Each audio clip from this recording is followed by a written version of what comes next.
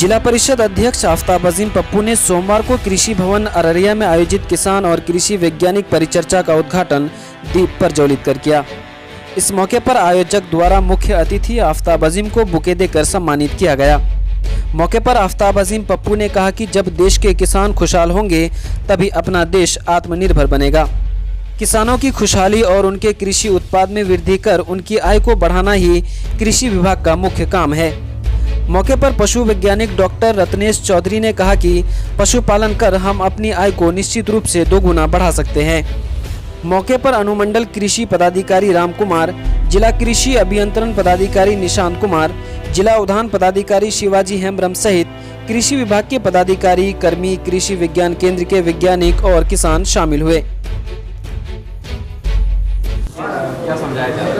आज किसान वैज्ञानिक परिचर्चा है और ये इस वैज्ञानिक परिचर्चा में क्या है, किसानों की जो समस्याएं होती है कृषि से संबंधित, पशुपालन से संबंधित, वो किसान अपनी बातों को रखते हैं और उसी के अनुरूप उनको जानकारी दिया जाता है कि इसमें किस तरह से आप प्रबंधन करें जो समस्या आपको है वो बच सकें।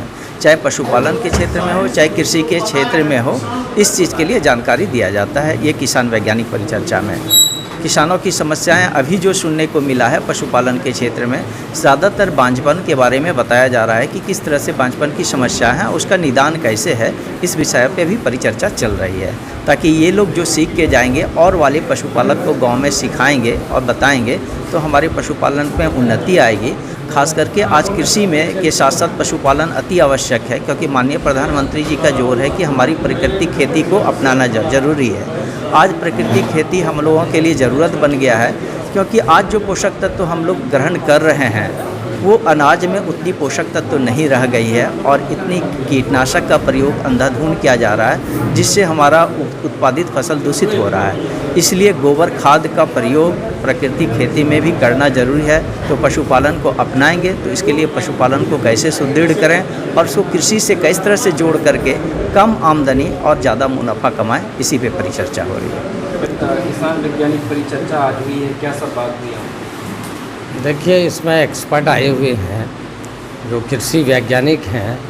ये यहाँ के किसानों को रूबरू कराएंगे कि आप किस प्रकार खेती करें, पशु के क्षेत्रों में कैसे आप उन्नति कर सकते हैं, खेती में आप कैसे आधुनिक खेती के साथ उन्नति कर सकते हैं।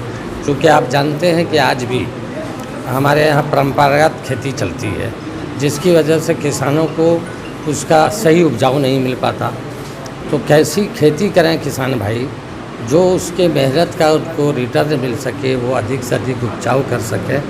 इस दिशा में किसानों को यहाँ विस्तृत से ये लोग प्रकाश डालेंगे ताकि किसान खुशहाल हों और उनके उपजाऊ में बढ़ोतरी हो सके।